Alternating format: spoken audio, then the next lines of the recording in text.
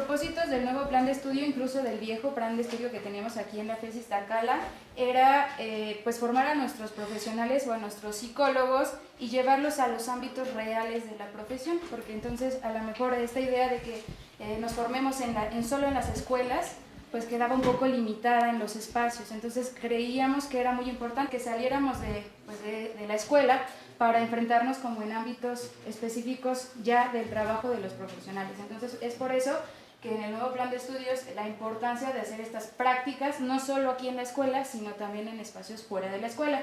En el caso de educación especial, desde complejidad, también se trabaja en la CUSI. Luego también trabajamos en dos espacios más.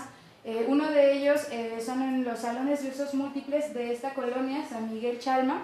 Esta colonia, para contextualizar un poquito, se encuentra como al lado del reclusorio norte.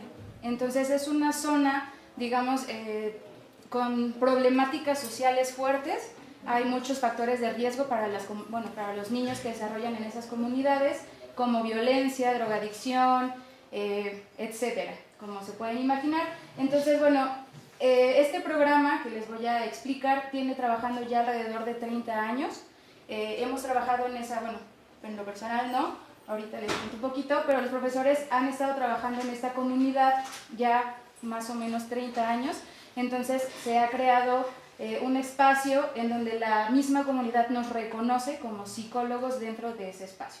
Entonces, bueno, los horarios, como ya también les dijo, de la práctica avanzada, se va lunes, miércoles y viernes de 7 de la mañana a 12, y en la práctica básica vamos martes y jueves de 7 de la mañana a 11.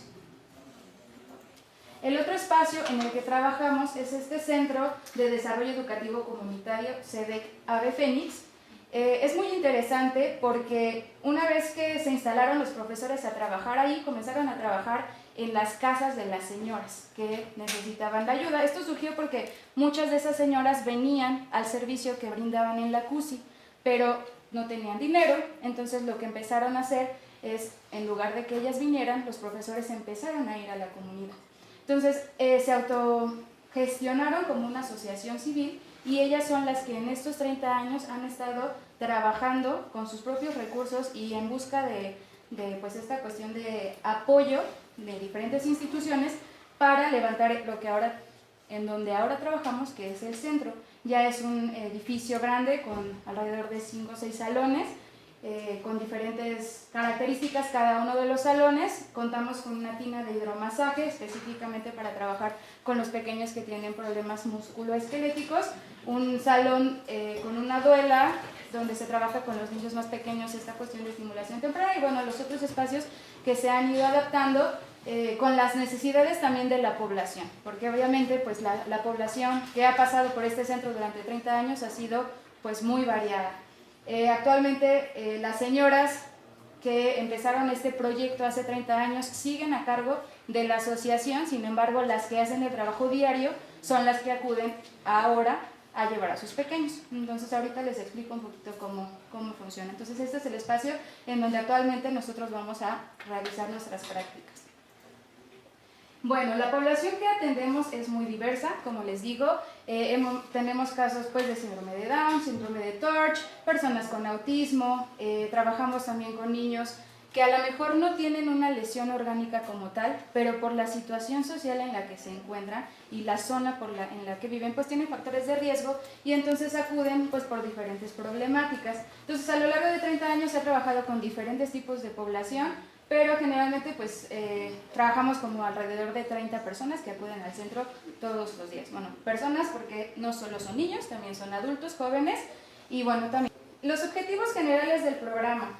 Bueno, llevar a la comunidad los servicios de educación especial que se requieren. Les digo, esta práctica en particular es muy interesante porque surgió de una necesidad en la comunidad. Entonces, se llegó, los profesores empezaron a ver y ellos decidieron ir a esa comunidad y han estado ahí alrededor de, les digo, más o menos 30 años. Después, diseñar estrategias de intervención acordes a las características del proceso psicológico, familiar, escolar y comunitario de cada niño. Aprovechar al máximo los recursos humanos y materiales para estimular el desarrollo de los niños, realizar evaluaciones y tratamiento multidisciplinario.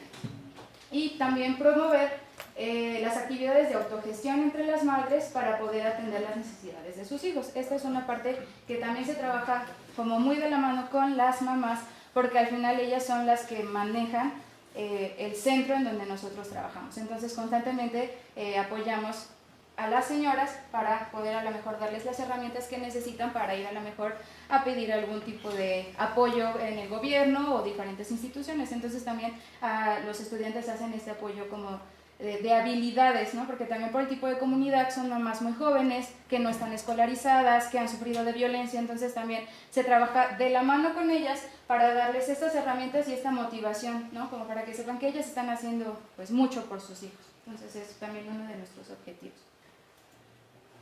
Bueno, ¿qué es lo que nosotros hacemos o qué es lo que aprenden los estudiantes que asisten a esta práctica? Pues en primer lugar, la detección, ¿no? Tenemos que trabajar sobre la detección de alteraciones en el desarrollo psicológico con oscilación orgánica en los diferentes niveles de contexto. Este trabajo lo hacemos desde la tradición de la complejidad y la transdisciplina, que es un marco interpretativo de la realidad que se caracteriza por su interés en vincular saberes que siempre han estado separados, ¿no? Esta noción de que somos cuerpo o que somos mente, ¿no? Entonces, nosotros desde la psicología compleja vemos al ser humano como una unidad que no se puede separar y utilizamos para entender a las personas con las que trabajamos el concepto de unitas múltiples que propone Edgar Moral, que es un concepto que permite entrelazar estas estructuras tanto anatómicas, los procesos fisiológicos y las operaciones cognitivas, el comportamiento aprendido, pero también lo que vivimos socialmente y lo enfocamos en esto que lo vemos como un todo, ¿no? ¿A qué me refiero con esto? Podemos pensar que a lo mejor tenemos el caso de un pequeño de, no sé, 3 años que llega porque no habla, ¿no? Entonces, de entrada tendríamos que ver, bueno, en el micro contexto proceso, nos enfocamos en el pequeño, cuáles son sus características, ¿no? Si tiene algún diagnóstico, qué pasa fisiológicamente con ese niño, ¿no? Entonces ya lo ubicamos y obviamente para eso necesitamos también la ayuda, como decía también la profesora, muy cierto, de otros profesionales, ¿no? El médico, si hay un diagnóstico, cuál fue su historia de desarrollo, cómo fue su embarazo, qué pasó durante el parto y entonces cuáles son las características personales de ese pequeño, ¿no? Y bueno, ya después ubicamos, bueno, es un pequeño de 3 años, no habla, no dice nada. Bueno, pero orgánicamente a lo mejor no pasa nada, ¿no? Ya nos dijeron, no hay alguna alteración en el desarrollo, el parto fue normal, ¿qué está pasando con ese pequeño que no habla? Entonces no nos podemos quedar nada más en este micro contexto proceso y por eso es necesario que también hagamos una detección en qué pasa en el mesocontexto. El mesocontexto hace referencia a la relación de ese niño con su familia. ¿Qué pasa? Entonces, bueno, ya tenemos al pequeño, 3 años, no habla. Es hijo único, es consentido, vive con puros adultos, a lo mejor puede ser que solamente todo el día está con su mamá, no está escolarizado, ¿no? Ha pasado estos 3 años solo con su mamá. Entonces ahí vamos tratando de identificar qué más hay, ¿no? No nada más la parte orgánica, sino qué más pasa en esa relación familiar. ¿Cómo hacemos esto? Bueno, metodológicamente utilizamos las herramientas de la investigación cuantitativa. No, todos nuestros estudiantes hacen una entrevista inicial, pero esta entrevista inicial se hace dentro del domicilio de las mamás. Como estamos en la misma comunidad, son mamás que viven cerca, entonces parte del trabajo es asistir a las casas de las mamás para conocer también el contexto en el que crecen los pequeños. O bueno, si es un adulto, ¿no? Ahorita por el ejemplo. Pero, ¿qué pasa en la casa? ¿Cuál es la organización? ¿No? Si vive en un solo cuarto con muchas personas, si tienen sus espacios, cuáles son las condiciones de vivienda, de alimentación, ¿qué pasa dentro de ese mesocontexto que es la relación del pequeño con su familia? Entonces, bueno, una vez que ya ubicamos, se hace esta visita, se hace una entrevista a profundidad para conocer las características del desarrollo del pequeño, desde que ¿no? Fue el embarazo, cómo se vivió, ahora que ya empezó a crecer, cómo fue, si hubo algún retraso, lo que sea, ¿no? Entonces, indagamos un poco en esta parte del mesocontexto proceso y posteriormente vamos ubicando, pues, qué pudiera ser eso que está haciendo o que está teniendo impacto en el desarrollo del pequeño. También tenemos que considerar el macro contexto proceso. ¿A qué nos referimos con el macro contexto proceso? A la relación que tiene esa familia con las otras instituciones alrededor, que puede ser la escuela, por ejemplo, o a lo mejor si a lo mejor esta familia tiene relación con un centro comunitario, si tiene relación con la cuestión laboral. Entonces, todas las instituciones que están alrededor, ¿cómo son? ¿No? A lo mejor no tenía un servicio médico por la situación de la misma familia, entonces fue un embarazo que durante el proceso no tuvo cuidados. Entonces, eso tiene que ver con el macro proceso. ¿Qué pasó con todas las instituciones médicas? A lo mejor no ha asistido al kinder porque, pues, digamos que la mamá no piensa que es importante porque en su familia nunca han ido al kinder, solo a tercero hasta que ya tienen 5 años, ¿no? O sea, vamos ubicando todas esas cosas que tienen que ver con el macro contexto proceso. En el caso, por ejemplo, de un niño, tenemos el caso, por ejemplo, de unos adolescentes que están ya, por ejemplo, uno de ellos trabaja en Cinépolis. Entonces también cómo es la relación y cómo llegó él y cómo es esa relación con esta institución laboral, ¿no? Entonces vamos observando qué pasa dentro de las instituciones, vamos detectando qué procesos van implicándose en ese desarrollo y posteriormente también hacemos un análisis del magno contexto proceso, que hace referencia a la historia, pues digamos a las cuestiones sociales e históricas de nuestro país en relación a lo que es la educación especial. Entonces, el estar en esta práctica es muy interesante porque al estar 30 años ya en la comunidad, les digo, se crea como una idea y se ha ido poco a poco cambiando este estigma de que el asistir al psicólogo pues es solo para a lo mejor gente loca, para quien no lo necesita, incluso esta idea de lo que es la discapacidad. Entonces, muchas veces, o es muy interesante cómo ahora la población que actualmente tenemos ya son los nietos de las primeras señoras que acudieron al servicio. Y entonces ya empiezan a decir, no, yo ya tengo a mi nieto, pero yo ya vi que si él empieza un programa de estimulación temprana desde pequeño, eso va a favorecer su desarrollo y entonces yo lo voy a llevar. Y entonces se ha creado a lo largo pues, de 30 años lograr cambiar ciertas ideas sobre conceptos que tenemos, ¿no? Sobre la discapacidad, sobre lo que es el servicio del psicólogo o el papel del psicólogo en nuestra sociedad. Y entonces también estas ideas las vamos tratando de ubicar, bueno, de personas que a lo mejor ya consideran y ya tienen este servicio, pero hay quienes no, son personas nuevas, y entonces, ¿cuáles son estas ideas que se han formado al respecto? Pues de lo que es la discapacidad, de lo que implica tener un niño con discapacidad, de las problemáticas que pudiera haber, ¿no? Como dentro de la familia, cuando nace un pequeño con discapacidad, y todo esto, como les decía, lo hacemos a través de entrevistas a profundidad. Se hace también la historia de vida transgeneracional de cada caso y se hacen pues relatos de vida. Entonces, constantemente nuestros alumnos están utilizando estas estrategias de investigación para recabar toda la información que ellos necesitan para tener una visión un poquito más completa del caso en específico que ellos van a trabajar. También tenemos, al igual que la profesora, esta noción de que el psicólogo por sí solo tampoco puede trabajar, no es necesario tener contacto con otras profesionistas. En este caso tenemos el servicio de optometría, traemos a los pequeños cada semestre a que se hagan su chequeo optométrico, también el servicio de optometría, y dentro de las instalaciones tenemos un consultorio que hasta antes de la pandemia una alumna que hacía servicio social, con alumnos que hacían servicio social de enfermería asistían.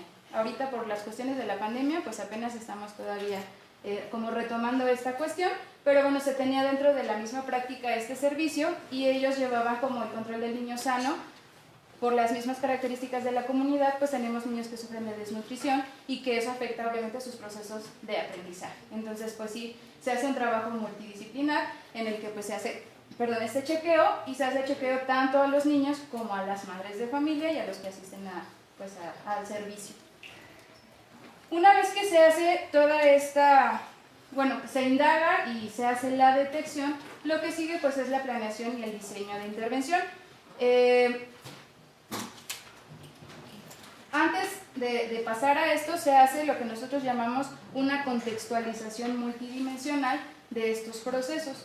que es justamente lo que les expliqué. Vamos describiendo, bueno, en la parte biológica qué pasa con el niño, sus características. Para eso también hacemos uso de los inventarios, como dijo la profesora, también coincido, pues hay muchísimos y dependiendo de las características del niño son los que utilizamos. Entonces utilizamos diferentes tipos de inventarios para ubicar la zona de desarrollo real del niño, en donde se encuentra, cuáles son las habilidades que él tiene, y se hace la contextualización tomando en cuenta su mesocontexto, su macrocontexto y su magnocontexto. Y entonces esa parte se trabaja con toda la información recabada.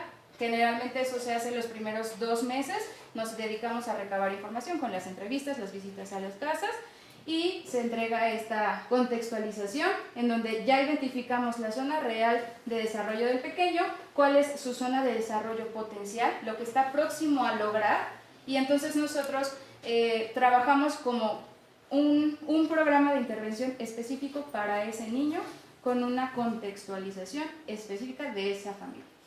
Y eso pues nos da también que hemos logrado que los niños pues avancen pues significativamente, ¿no? Entonces, como es un programa pensado solo para ellos, entonces pues ellos van logrando esta parte. Y ya, dependiendo también de las características de cada pequeño, pues se dan pueden entrar los diferentes servicios que se ofrecen dentro del centro. La intervención y atención temprana está enfocada a niños pues desde meses hasta más o menos 3 años.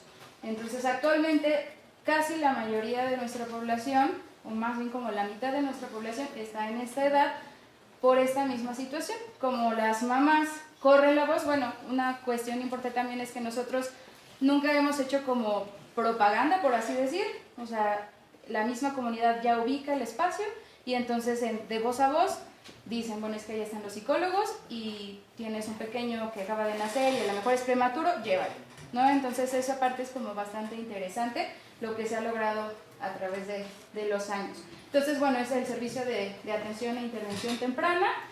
También trabajamos talleres de terapia de lenguaje, específicamente pues a los niños que tienen estas problemáticas de diferentes edades. También se trabaja el apoyo emocional, como les decía, la comunidad pues tiene características muy particulares, sufre sobre todo de violencia intrafamiliar y entonces el apoyo emocional es como uno de los principales, pues sí, las principales situaciones que también nos enfrentamos y cómo este apoyo emocional también va influyendo, por ejemplo, en el desarrollo académico de los niños. Entonces también se trabaja mucho sobre este aspecto.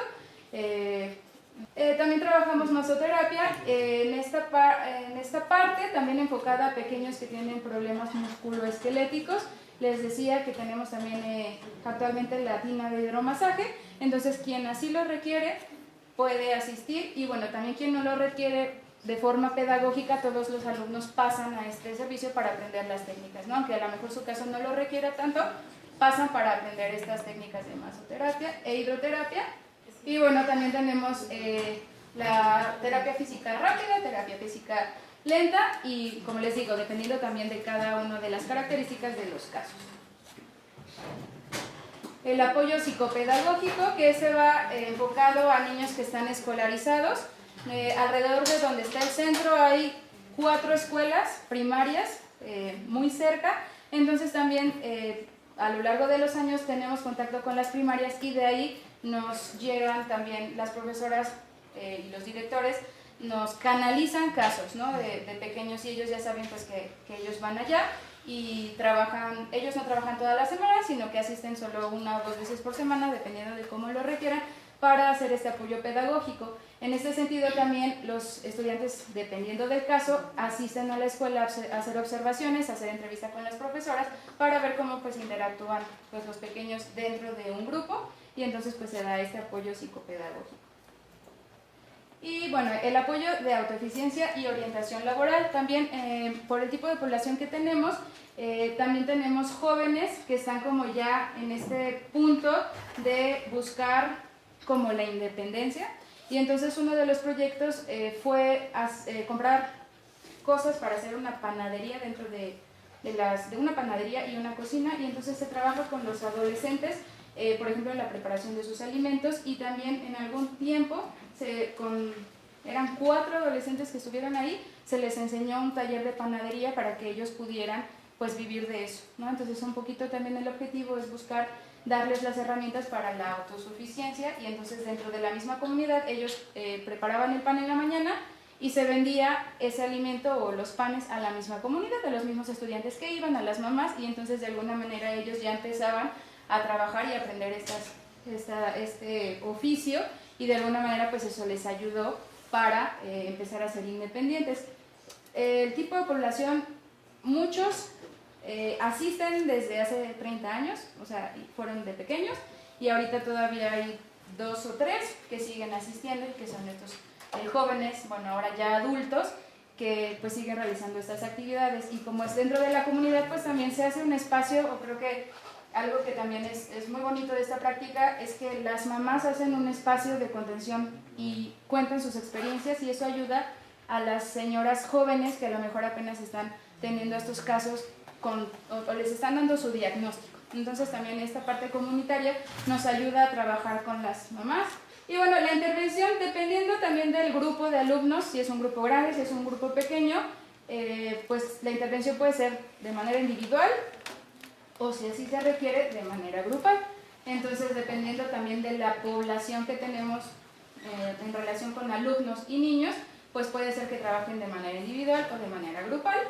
Y bueno, otro factor que es muy importante y primordial es la prevención y el trabajo con los padres. El trabajo con los padres tiene que ser a la par, y nosotros también trabajamos el segundo semestre, bueno, digamos que es un año toda la práctica, nos enfocamos un poco en conocer el caso, y ya el segundo semestre también, dependiendo de las necesidades que ellas mismas nos dicen, se planean talleres con padres, y entonces se trabaja con las mamás y padres, porque también tenemos papás solteros que asisten, abuelas, tías, y entonces se hace un espacio comunitario en donde ellas pueden compartir experiencias, y eso pues es favorable también para la forma, a lo mejor, o la significación que ellos tienen sobre lo que es tener un hijo con síndrome de Down o un hijo con alguna discapacidad. Entonces también esta parte del trabajo con las madres es bastante gratificante, porque entre ellas también se cuentan sus experiencias, y eso ayuda a lo mejor a las otras madres que a lo mejor van empezando como este proceso de aceptación. Entonces, bueno, y también se trabaja la cuestión, como les decía, de prevención, porque también consideramos que muchos de los factores a veces que contribuyen en el no desarrollo del niño, ¿no?, que puede haber en estas alteraciones de desarrollo, a veces no son orgánicas sino sociales. Entonces se trabaja mucho con la prevención, con los padres, para que entonces ellos estén atentos como a ciertas situaciones que pudieran afectar el desarrollo de sus pequeños. Y bueno, se da este seguimiento transdisciplinar. Al principio del semestre se hace pues como la visita a la clínica universitaria, y también se procura que ya sea a mitad de año o a final de ciclo escolar se vuelva a venir para ver si necesitan a lo mejor adecuación los que necesitan lente, o si también, por ejemplo, el peso, checar que a lo mejor estén comiendo bien. Entonces se hace como este seguimiento transdisciplinar. Y bueno, nosotros consideramos que es importante la pedagogía vivencial. Nosotros dividimos las horas de la práctica. En la mañana se trabaja solo con los estudiantes, esto es todo lo que ellos hacen con sus casos, la historia de vida, las entrevistas, todo lo que se trabaja con las mamás. Primero lo trabajamos de forma vivencial. Ellos en el primer semestre tienen que hacer su propia autobiografía y después la historia transgeneracional, y entonces hacen su propio análisis para después, con esas herramientas, poder hacerlo de sus casos. Todas las evaluaciones y todos los ejercicios que se llevan a cabo con los pequeños, primero los viven ellos, lo trabajamos con ellos, y ya de esa forma pues van adquiriendo las habilidades para trabajar con sus casos, con sus familias. Entonces no sé si tengan alguna duda, pregunta, comentario. Sí. Los alumnos, o sea, en sus prácticas son los que hacen todo esto de que ir a las casas y así. Sí, se les asigna, bueno, como funciona es, se les asigna, les digo, 1 o 2 casos, y entonces vamos programando las actividades. Entonces, igual que la profesora, tenemos un curso introductorio en donde vamos viendo las primeras semanas como la planeación de las actividades que ellos tienen que hacer. Y sí, una vez que ya vamos a la comunidad, entonces ellos van haciendo pues sus entrevistas, asisten a, si es necesario, a las escuelas, a las casas, y pues se hace todo el trabajo. Y también trabajan con las mamás, eso ya el segundo semestre.